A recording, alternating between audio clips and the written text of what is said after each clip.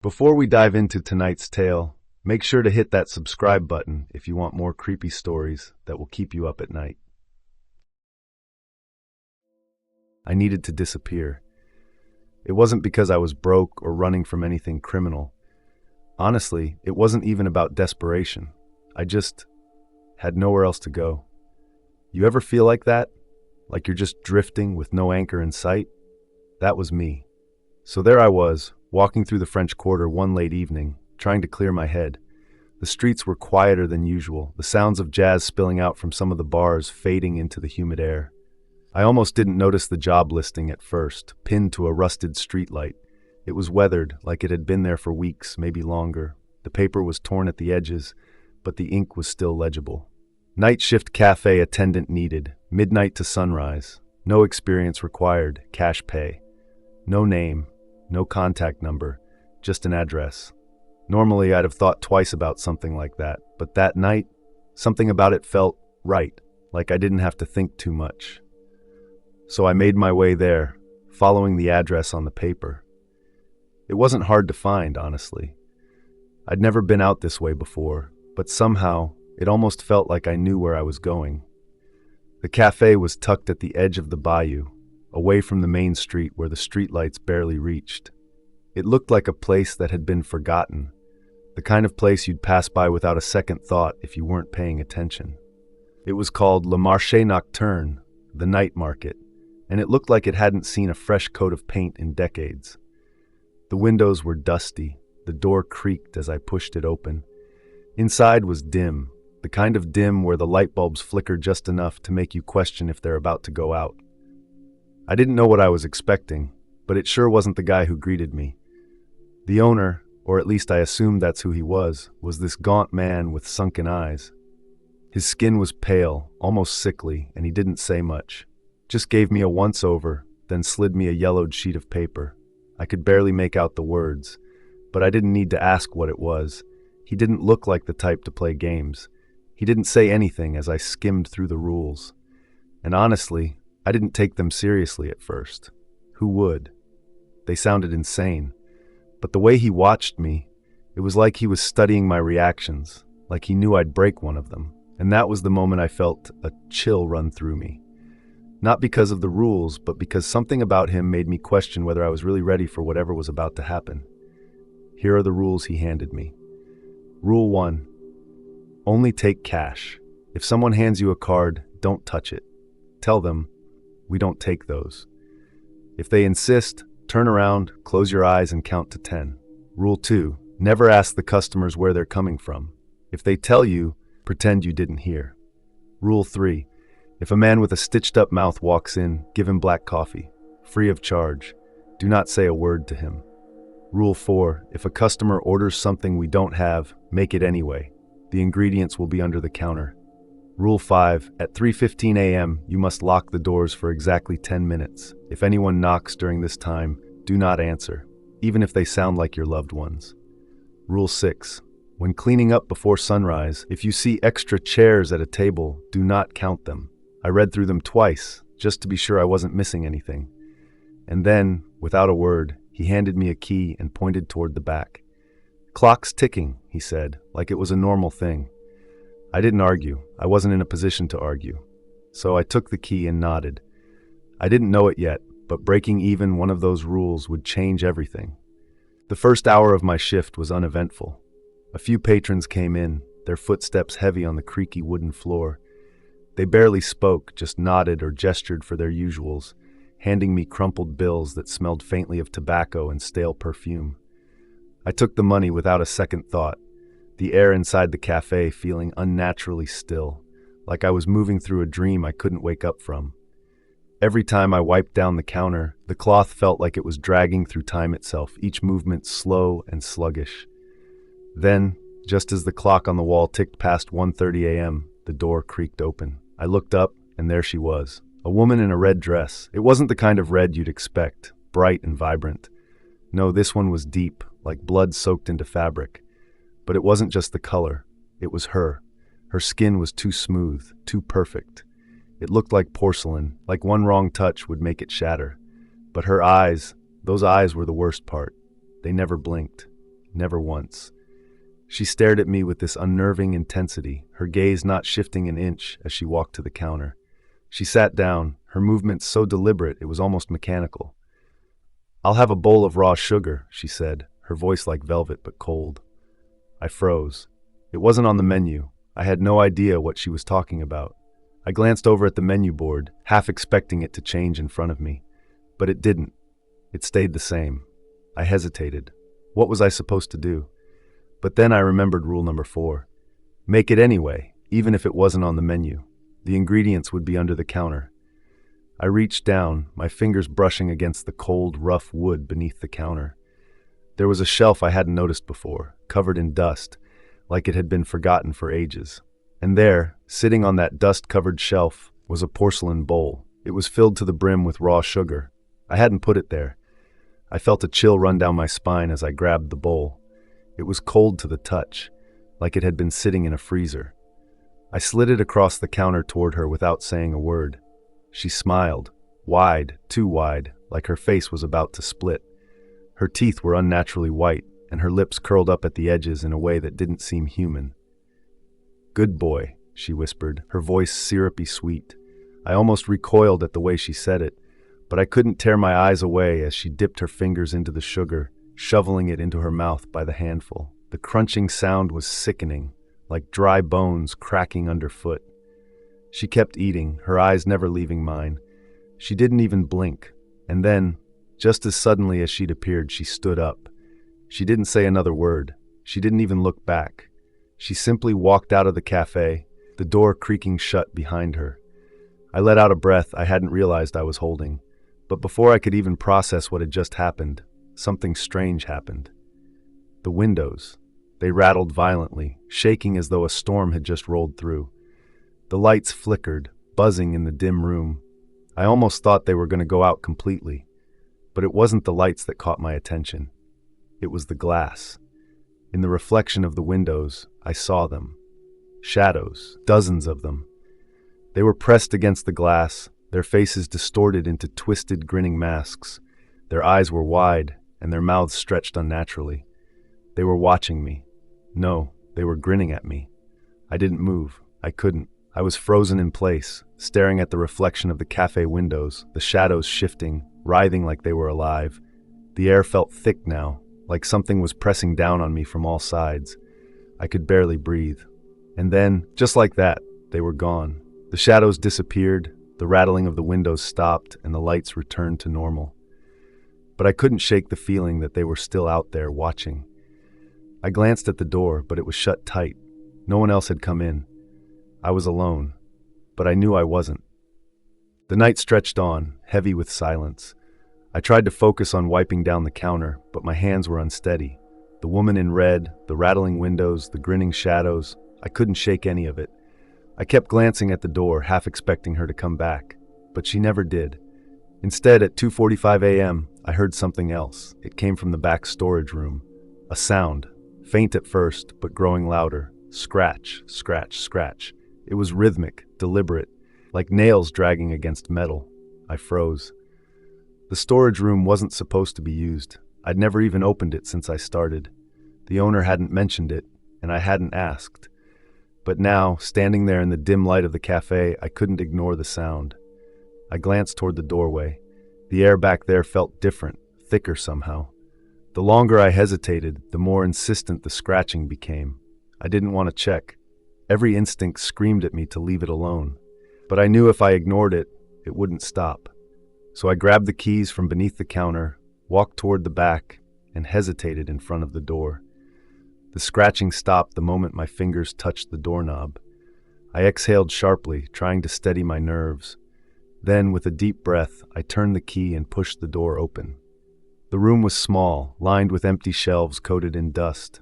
The air inside was stale, like it hadn't been disturbed in years. A single light bulb flickered overhead, casting jittery shadows against the walls. And in the middle of the room, sitting on the floor, was an old cash register. It was shaking, violently. The metal rattled against the bare floor, the drawer slamming open and shut like something inside was trying to escape. The display flickered erratically, numbers flashing in no particular order. I didn't move. The numbers kept changing, faster and faster, scrolling through random sequences until abruptly they stopped. A single date appeared on the screen, 1976. I don't know why, but my chest tightened at the sight of it. The scratching was gone now. The room had fallen deathly silent. I took a slow step back, then another. The register sat motionless now, as if it had never moved at all. I reached for the door, my fingers fumbling against the handle, and pulled it shut. The second the latch clicked into place, the air lightened and the tension in my chest eased. I stood there for a long moment, listening. Nothing. The scratching had stopped. But I didn't check the register again. I didn't want to know. The second the clock hit 3:15 a.m., I flipped the deadbolt following Rule 5, wasn't going to take any chances. I stepped back from the door, my pulse hammering in my ears. The cafe felt smaller now, the air thick and unmoving. The only sound was the faint hum of the overhead lights. Then 5 minutes later, the knocking started. At first it was gentle, a slow, deliberate tap against the wood. Then a voice. "It's me. Open up." I froze. I knew that voice. My stomach twisted and a cold, creeping dread filled my chest. My brother had been dead for 2 years. I didn't move, didn't breathe. My hands were clenched so tightly my nails dug into my palms. "Come on, man. It's cold out here." The knocking grew more insistent, louder, more forceful. "Don't be an asshole. Let me in." I squeezed my eyes shut. "It's not him. It's not him." I forced myself to focus on the clock above the register. 7 more minutes. The pounding started. Hard, heavy fists slamming against the door, rattling the glass in its frame. Then, something sharp scraped against the glass. I told myself not to look. I knew I shouldn't look. But I did. And I wish I hadn't. Because standing outside was my brother, or something pretending to be him. He was wearing the same hoodie he'd died in, the same torn jeans. But his head was tilted too far to one side, like his neck had been snapped and never set right. His jaw hung loose, stretched too wide in a grin that showed too many teeth. And his eyes were nothing but pits of black. I backed away, my whole body trembling. Then he whispered something that nearly made me open the door. "Mom's here too. She wants to see you." My breath hitched. I felt something deep in my chest tighten, the kind of pain that memory alone could bring. For a split second, I almost believed him. I almost reached for the lock. But then his grin widened, and I knew. I knew it wasn't him. I shut my eyes and forced myself to start counting, my voice barely a whisper. 1, 2, 3. The knocking stopped. 4, 5, 6. The silence stretched, heavy and suffocating. 7, 8. A shadow moved behind my eyelids. 9. A whisper right against the glass. "See you soon." 10. I opened my eyes. He was gone. The street outside was empty. The clock read 3:25 a.m. I let out a shaky breath and slumped against the counter, my knees weak. The rules hadn't lied. I wasn't sure if I'd make it to sunrise. But I knew one thing. I wasn't alone in the cafe tonight. I thought I was safe after that, until he walked in. The bell above the door let out a soft chime. I was still rattled from what had just happened, so I didn't look up right away. But something about the air changed. The warmth of the cafe felt distant, like I'd stepped out of sync with reality for just a second. When I finally glanced up, I saw him. A man in a tattered suit. His clothes had once been expensive, but time had worn them thin. His tie was loose, the fabric wrinkled and stained. He carried himself with an eerie stillness, like he wasn't quite used to moving in his own skin. He didn't hesitate at the entrance, didn't scan the menu. He walked straight to the counter and stared at me. His eyes were hollow, not empty, but like the life inside them had been stretched too thin. I swallowed hard and forced my voice to stay steady. "What can I get you?" His lips barely moved. "A slice of pie." I blinked. It was such a normal request that, for a second, I almost forgot where I was. "Sure," I said, turning toward the display case. My hand hovered over the glass. We had 2 slices left, apple and cherry. I looked back at him. "Which one?" He didn't answer. His gaze didn't even flicker toward the case, just stayed locked on me, completely still. The back of my neck prickled. "Apple or cherry?" I tried again, a slow pause. Then in that same dry, papery voice, he said, "You pick." I don't know why, but that sent a cold chill through my chest. I grabbed the apple slice, slid it onto a plate, and placed it in front of him. He reached into his jacket and slid a credit card across the counter. My stomach twisted. I knew the rule. Only take cash. My fingers hovered over the card for just a second before I pulled them back. I kept my face neutral, pretending not to notice the way the cafe seemed to shrink around me. "We don't take those." He didn't react. Didn't blink, didn't move. The card sat between us, the smooth plastic reflecting the dim cafe lights. Slowly, deliberately, he slid it forward again. I pressed my palms against the counter, trying to keep my breathing even.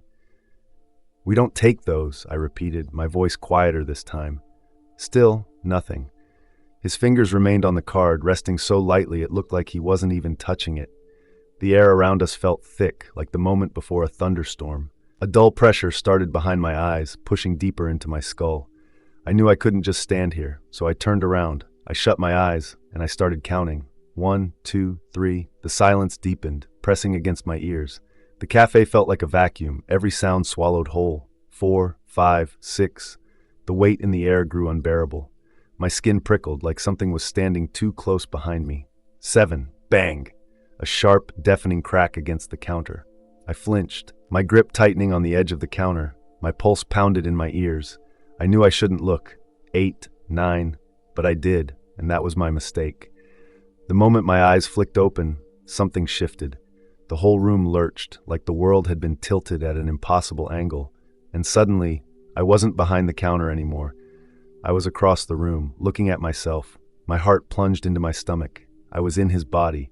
I could feel the weight of the suit on my shoulders, the stiff fabric pressing against unfamiliar skin. My limbs felt wrong, like they weren't mine. And my real body, the one behind the counter, lifted its head and smiled. Not a nervous smile, not even a human one. Something else. Something that looked like me but wasn't.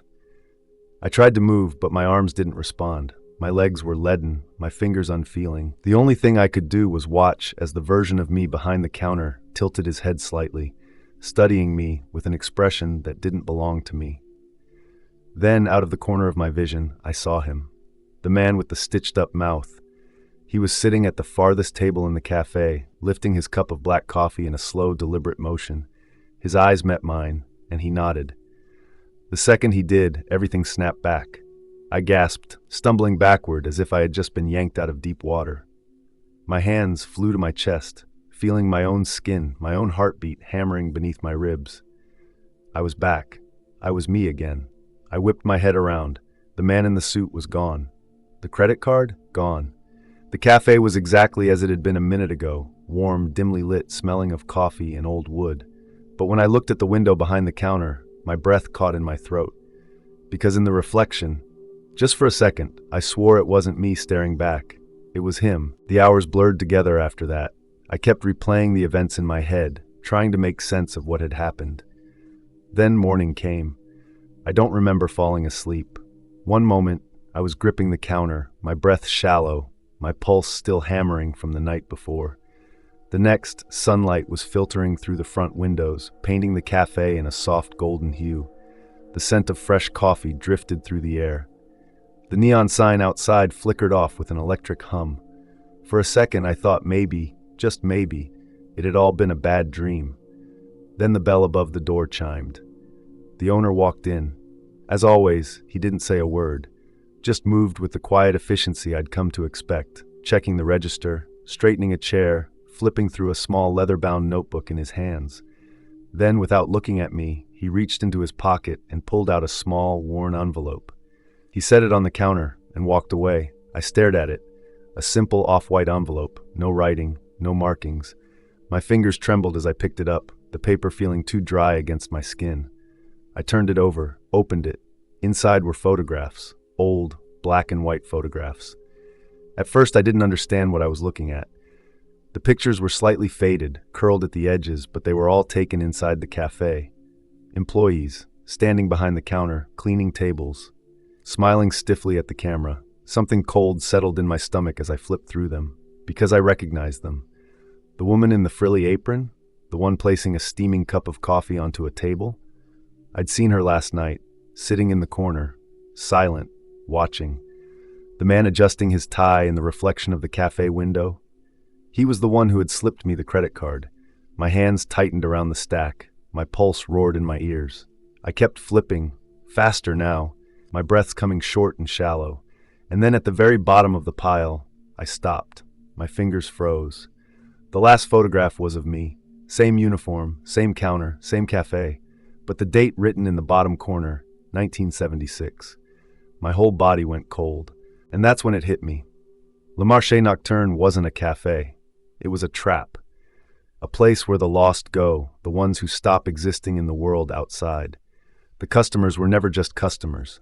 They were former workers, trapped here just like me.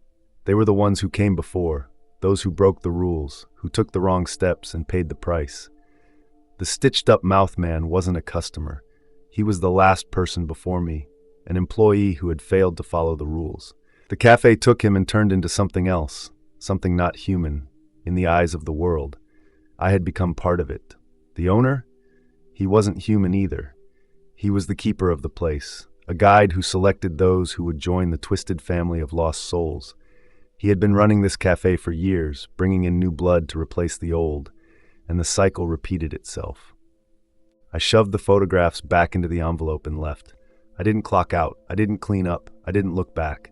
I just walked out the door and never returned. 2 days later, I woke up to the sound of paper sliding against wood.